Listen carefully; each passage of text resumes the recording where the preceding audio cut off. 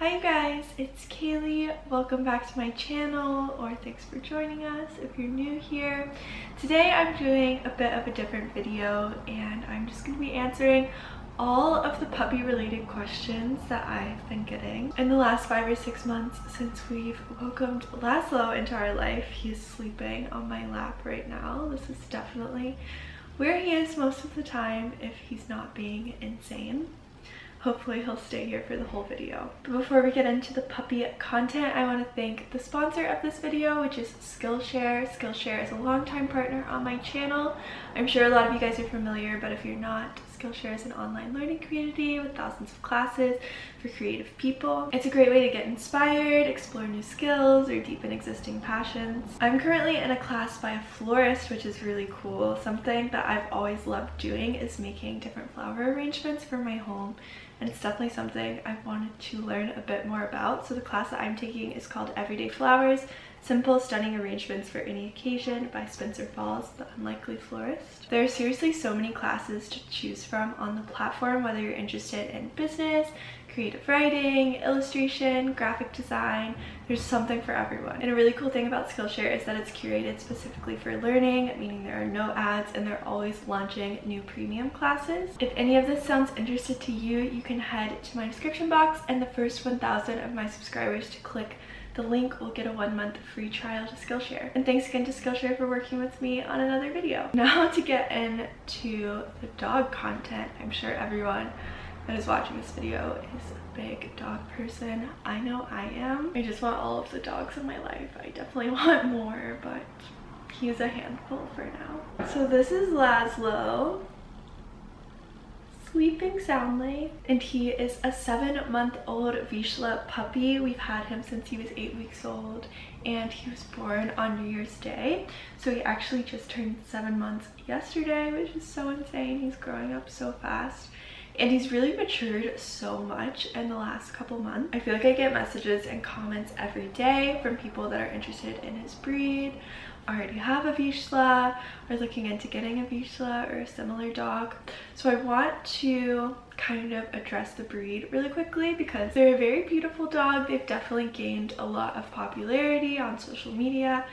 Don't get me wrong, they're the best. I absolutely love them. That's why I have one. But they're a lot of work. They're very high energy if you don't live an active lifestyle, or if you're not down for a high energy dog in your home all the time. It's not the dog for you. Yes, he's sleeping on my lap right now. He is the cuddliest animal I've ever met in my entire life. They call them Velcro Vizslas, definitely for a reason. He really is pretty much always touching me or my boyfriend, which also might not be for everyone. They're bred for hunting, which Lazlow will not be a hunting dog. He actually has not shown much interest in birds at all. He really likes seagulls, definitely desensitized to pigeons, but these dogs really like to feel like they have a purpose. He loves scent tracking. We play a lot of games with him related to that. He loves hiking and trails so much, and I think he also just really loves being a little emotional support dog. Like I said, he's really always on top of me. Also, something to note is that he was the smallest in his litter, and he definitely is a smaller Vizsla. He's about 35 pounds right now at 7 months. And we've met some that are much larger than him. So I'm not sure how big he's gonna get, but he's definitely all legs at the moment. He's been quite easy to train with most things because he is so food obsessed. But that also leads us to some issues that we have with him that we're still working out, like counter surfing, jumping up on tables and stealing food. It's gotten a lot better, but it's still something he has a difficult time controlling for sure. I think he would eat until he exploded if he could, which is interesting because I always hear about them being really picky dogs, and this guy loves everything. I have a vlog from when we first got him where I went through some things that we were using and just kind of introduced you guys to him when he was a puppy. So I'll have that here and down below if you're interested in checking it out. But I've gotten a lot of questions on people that are about to get a puppy on what they should buy. and what's kind of a waste. So instead of rambling too much, I'm just gonna have some links in the description box to some of his favorite things. Things that have really helped us are puzzles for more mental stimulation where he needs to sniff out the treats. He loves his bully sticks and bully stick holder so he doesn't get choked. We also get these cow hoofs that are filled with peanut butter that he's obsessed with. And then things like Kongs and lick mats and slow feeder bowls.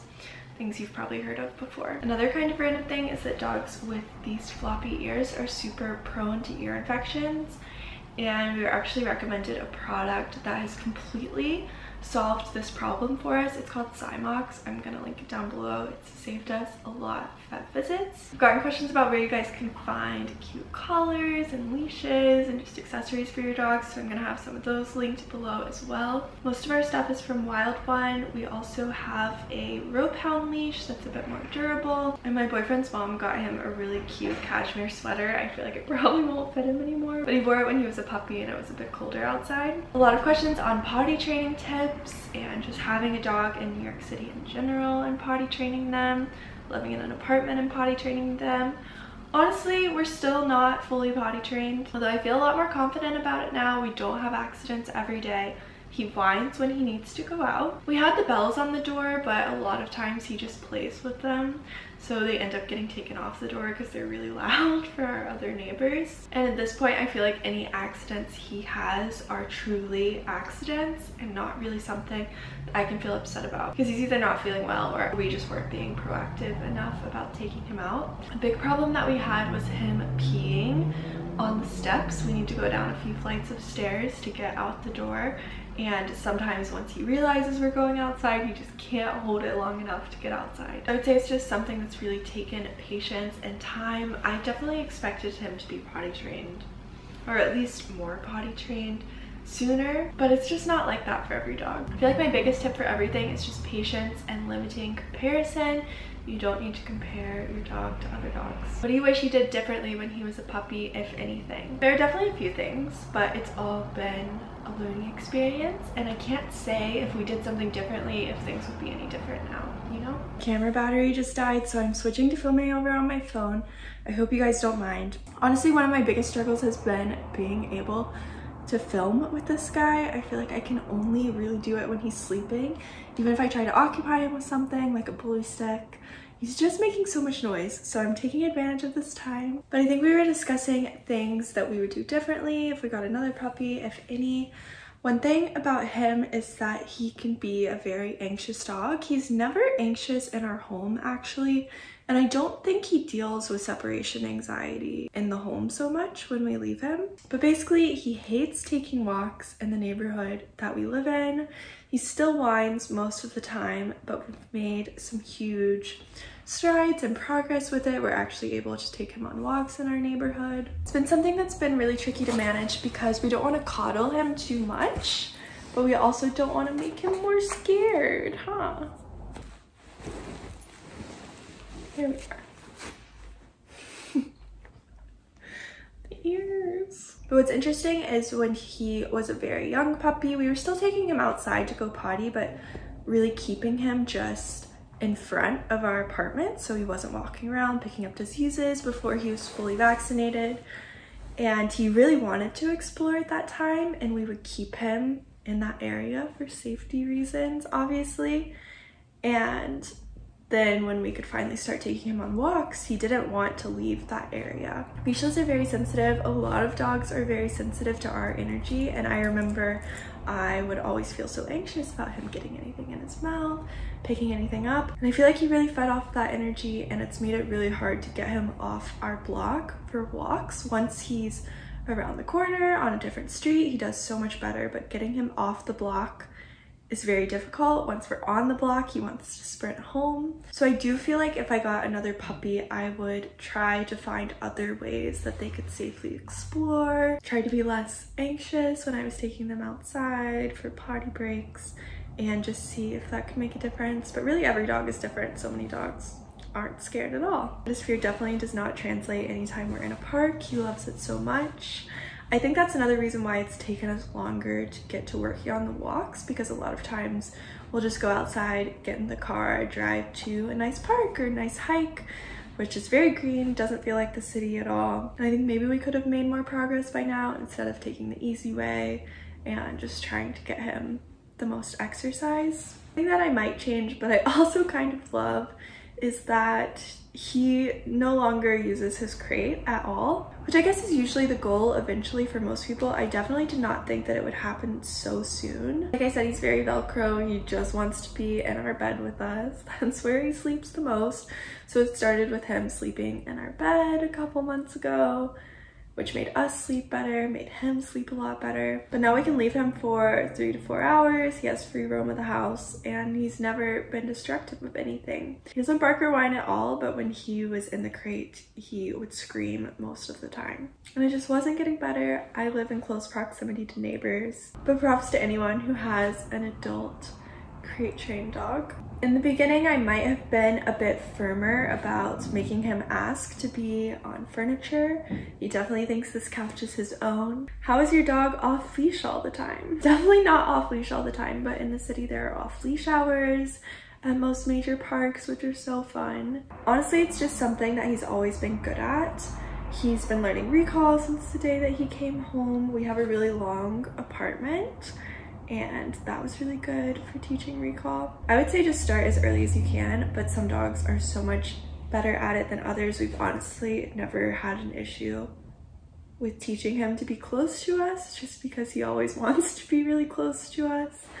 Now he definitely is more confident and will go explore when we go on hikes. I swear he's just sprinting ahead and then sprinting back the entire time. But I think just always starting in low risk, low distraction environments and having really high value treats and teaching your dog that every time they come back to you, they get a nice high value treat that they only get during recall training. Questions on what we feed him. We use Spot and Tango. I like it. He eats the turkey, but if you guys have any other recommendations, let me know. It's definitely expensive. Having more than one dog, it could be so expensive. I don't remember how much exactly it is for a month of food at the moment, but I think it's around $250. Dog food, even kibble, is really expensive. So just a cost to think of when you're considering getting a dog. But the fresh food makes him so soft. Oh my God, he still feels like such a little puppy. It's the best. I've also gotten a couple questions asking why he isn't neutered and if we're gonna neuter him. We are planning to at this moment, but we're gonna wait another year or so to do it, just to make sure he has all of his hormones through puberty. I know with his particular breed, neutering too early can be linked to hip problems and certain cancers later in life, and it's just not worth the risk for us. Has he worked with a trainer? Yes, he has. We actually still have a couple training sessions that we need to do that we prepaid for. I have to say that I didn't find it super helpful. Maybe it's just the wrong fit for a trainer, but I feel like I didn't learn much that I hadn't already read about on the internet. But I have done so much research related to dog training, and I follow so many different dog accounts on Instagram and just hear about people's personal experiences with training. Not discrediting trainers at all, there's just so much information that you can learn on the internet nowadays. One small issue that we have with him that could definitely turn into a bigger issue, but I'm confident that we're training out of it pretty well, is resource guarding. He doesn't do it with food, but I've been doing all of the preventative training for that since he was little. He does it with the most random things that he steals around the house. He used to do it with socks.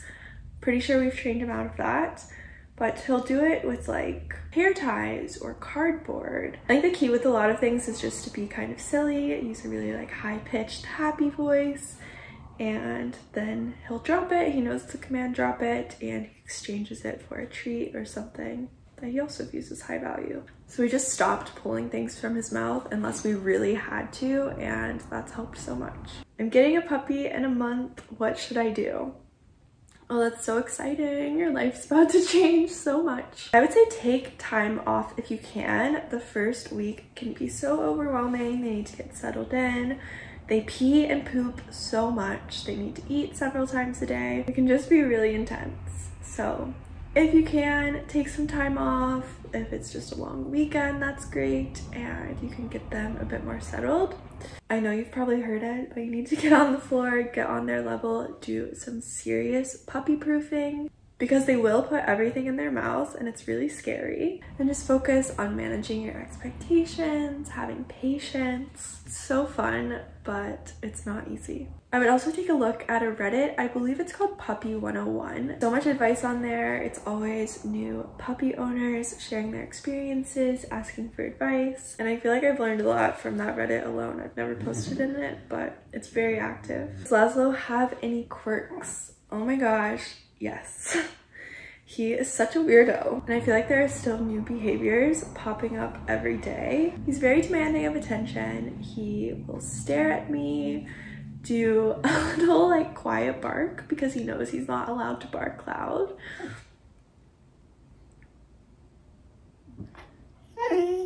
Quiet.